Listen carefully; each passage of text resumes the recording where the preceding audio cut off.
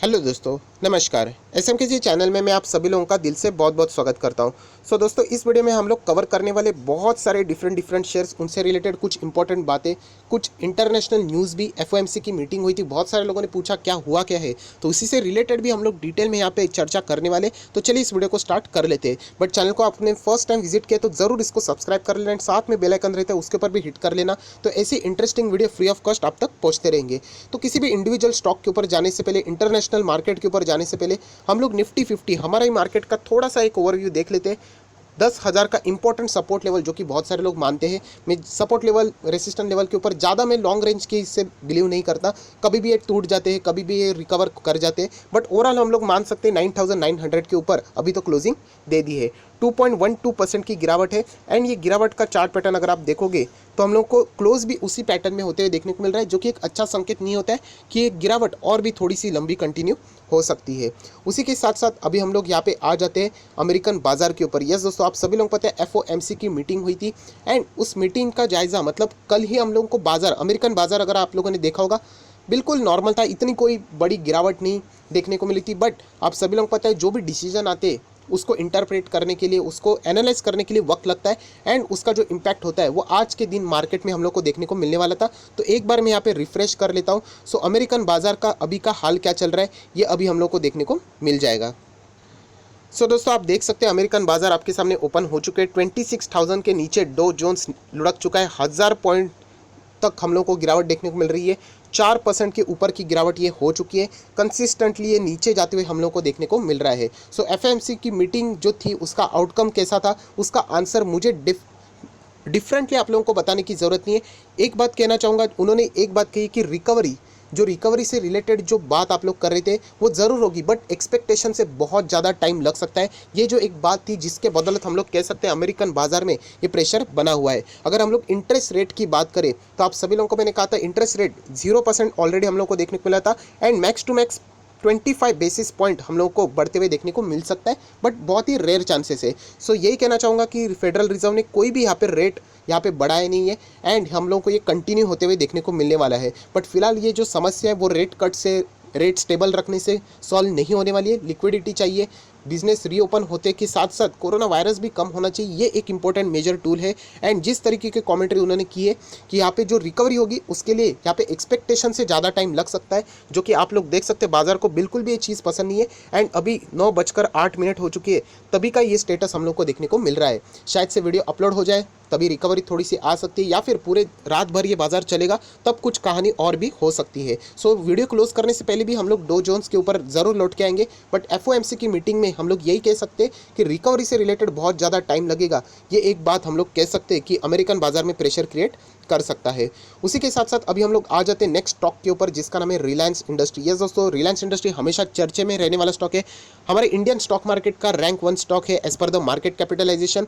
आज के दिन की बात करें तो कोई नई डील तो यहाँ पे इतनी देखने को नहीं मिल रही। 2.12% की गिरावट देखने को मिल रही है। एंड आप सभी लोगों को बताना चाहता हूँ कि राइट इशू, यस, कल हम लोग को राइट इशू से रिलेटेड लिस्टिंग होते हुए देखने को मिलेगी। एंड राइट इशू में प्रमोटर्स ने भी पार्टिसिपेट किया था। प्रमोटर्स बाकी तो पता नहीं, बट मुकेश अंबानी से जुड़ी हुई जो भी न्यूज़ रहेगी, क्योंकि वो भी एक प्रमोटर ही है रिलायंस इंडस्ट्री में। एंड उनको 5.52 लाख शेयर्स यहाँ पे रिलायंस के राइट इशू में यहाँ पे मिल चुके हैं। ये एक इंपॉर्टेंट बात है जो कि आप लोग यहाँ पे देख सकते हो। रिलायंस के राइट इशू से रिलेटेड कल बहुत ही इंपॉर्टेंट दिन है, तो हम लोगों का पूरा भी फोकस मीडिया सेक्टर में भी रिलायंस इंडस्ट्री के राइट इशू के तरफ यहाँ पे होने वाला है। उसी के साथ साथ रिलायंस के ही रिलेटेड एक इनडायरेक्टली न्यूज़ हम लोग को देखने को मिलने वाली है, जो कि फ्यूचर रिटेल से रिलेटेड। यस दोस्तों, फ्यूचर रिटेल नाम में ही बिजनेस आप लोगों को समझ में आएगा, रिटेलिंग का ये बिजनेस करते हैं। बिग बाजार तो आप लोगों ने सुना होगा, यस एग्जैक्टली यही कंपनी है, आप लोग ऐसा भी पकड़ सकते हो। ठीक ठाक चल रही थी and suddenly upper circuit. Yes दोस्तों, एंड अपर सर्किट कुछ ना कुछ तो न्यूज़ रहेगी। तो चलिए इसके पीछे की न्यूज़ क्या हम लोग देख लेते हैं। एंड वापस रिलायंस इंडस्ट्री की ही न्यूज़ हम लोग को देखने को मिलेगी। रिलायंस आई buy out of a Future Retail. Jio Mart, आप सभी लोगों को पता है जिस रफ्तार से आगे सक्सेसफुल होते हुए जा रहे हैं, उसी के हिसाब से जितने भी रिटेल सेक्टर से जुड़ी हुई कंपनी है उनके ऊपर ये ध्यान रखे हुए आप लोग देख सकते हैं। डीमार्ट की भी अगर हम लोग बात करते तो स्पेंसर रिटेल, उसके ऊपर भी उन्होंने नज़रें रखी थी, वहाँ पे भी राधा किशन दमानी ने बाइंग की थी। वैसे ही मुकेश अंबानी, आप सभी लोगों को पता है जितनी भी कंपनीज रहेगी उनसे जुड़े हुई डायरेक्टली ना इनडायरेक्टली रिटेल सेक्टर से, बिजनेस से रिलेटेड, वो खरीदने की कोशिश ज़रूर करते हैं। एंड यही न्यूज़ के कारण हम लोग कह सकते हैं ये जो बिग बाज़ार वाला स्टॉक है, फ्यूचर रिटेल वाला स्टॉक है, हम लोगों को यहाँ पे अपर सर्किट में जाते हुए देखने को मिला है। एंड ये न्यूज़ को अगर हम लोग जोड़ के भी देखें, जिस बिजनेस में जियो उतर रहा है, जियो मार्ट से रिलेटेड, ये भी न्यूज़ हम लोग को लेटर ऑन सच होते हुए साबित देखने को मिल सकती है। सो डेफिनेटली हम लोग कह सकते हैं अभी डीमार्ट को, जो कि एक रिटेल चेन से रिलेटेड बहुत बड़ी कंपनी है इंडिया से रिलेटेड, उसको एक ज़बरदस्त टक्कर यहाँ पे मिलने वाला है। सो बहुत सारे लोग यही पूछ रहे थे सर क्या अभी डीमार्ट बर्बाद हो जाएगा? देखिए बर्बाद तो नहीं होती, डीमार्ट कोई छोटी मोटी कंपनी नहीं है। एक ही कहना चाहूँगा कि इसका फ़ायदा कस्टमर्स ने उठाना चाहिए, मतलब शेयर होल्डर्स ने उठाना चाहिए। उन्होंने दोनों shares, Reliance industry and DMart, ये दोनों शेयर अगर अपने पोर्टफोलियो में रखते, सो फाइट तो दोनों में हो जाएगी, बट अल्टीमेटली जीत हो जाएगी रिटेल निवेशकों की, क्योंकि ये दोनों शेयर आपके पास रहेंगे तो ऑटोमेटिकली आप लोगों को फ़ायदा ही होने वाला है। सो फाइनल डिसीजन आप ही का रहेगा। आप चाहो तो किसी भी शेयर को पकड़ सकते हो, एग्जिट कर सकते हो, बट येस, मैं तो इन दोनों शेयर का बहुत ही पुराना शेयर होल्डर हूँ एंड दोनों के दोनों शेयर अभी भी टॉप पे ही हम लोगों को चलते हुए देखने को मिल रहे हैं। सो कंपनी ऐसी ख़राब नहीं होती है, कंपनी कोई ऐसी बर्बाद नहीं हो जाती है। इनफैक्ट कंपटीशन के बाद कंपनी खुद में ही यहाँ पे इंप्रूवमेंट लाने की कोशिश कर जाती है, जिसके बदौलत कस्टमर्स का फायदा यहाँ पे ज़रूर होता है। उसके बाद हम लोग यहाँ पे आ जाएंगे नेक्स्ट कंपनी के ऊपर, जिसका नाम है टाइटन लिमिटेड। सो टाइटन के रिजल्ट भी बहुत ही अच्छे थे, बट स्टिल यहाँ पे गिरावट की हो रही है। मैंने वजह आप लोगों को कल भी बताई थी, आज भी बताने की कोशिश करूंगा कि ज्वेलरी सेगमेंट, यस दोस्तों, जितना गोल्ड का प्राइस बढ़ेगा, आप सभी लोगों को पता है ये इनका रॉ मटेरियल है, तो उतना ही इन कंपनीज को तकलीफ होने वाली है।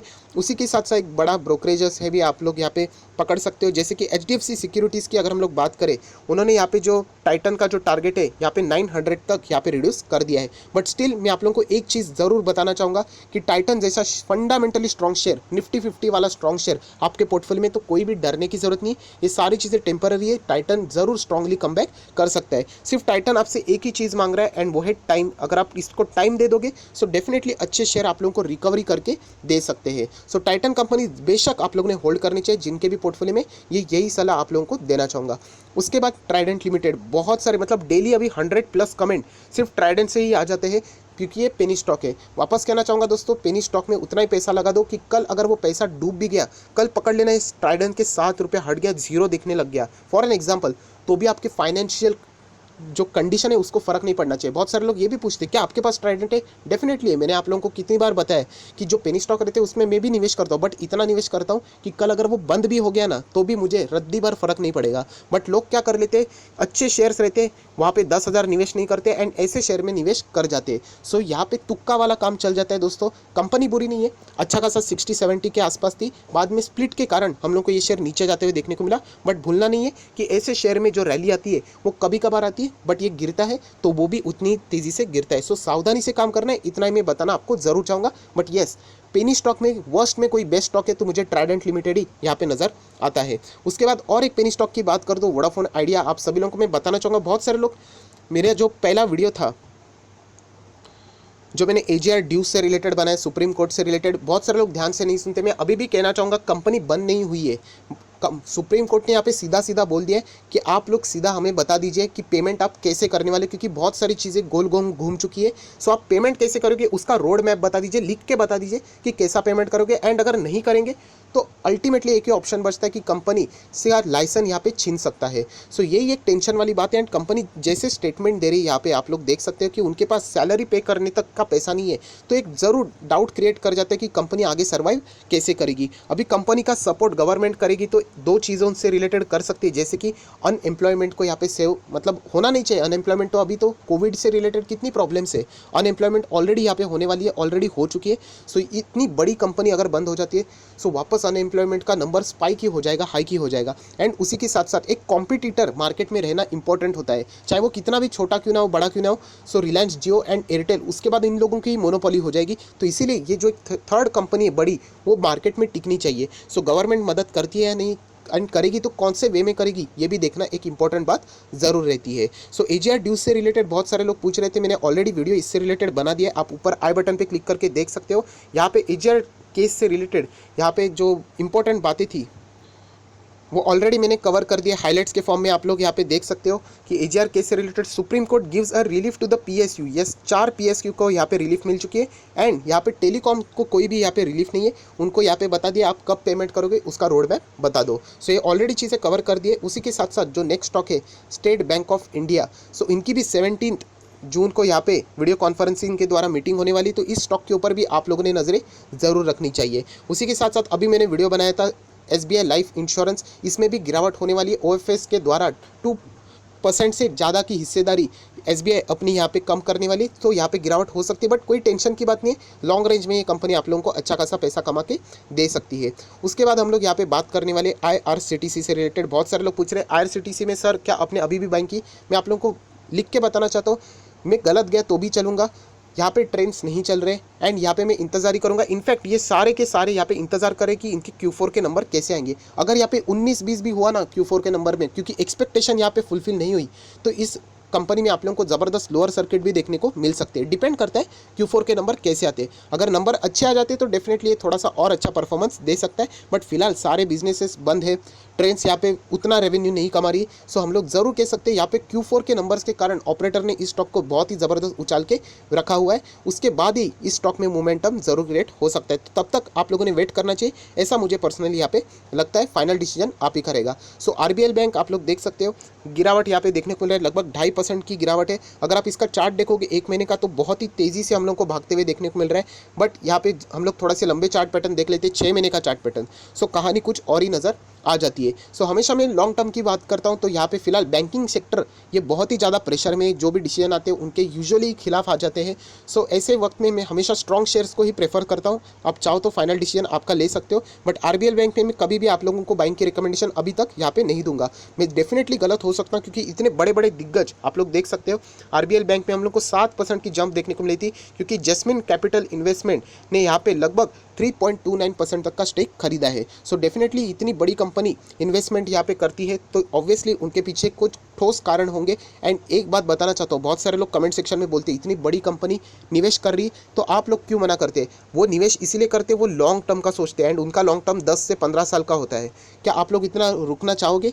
तो डेफिनेटली आप लोग उसका विचार कर लेना। बट यस, फिलहाल की सिचुएशन को देख के HDFC bank, Kotak Mahindra bank and ICICI bank, ये 3 बैंक के ऊपर मैं थोड़ा सा ज़्यादा फोकस रखता हूँ, थोड़ा सा ज़्यादा बिलीव रखता हूँ। ऐसी बात नहीं कि ये गिरेंगे नहीं, ये भी गिरेंगे, बट कंपैरेटिवली ये 3 बैंक में रहना थोड़ा सा सेफ है।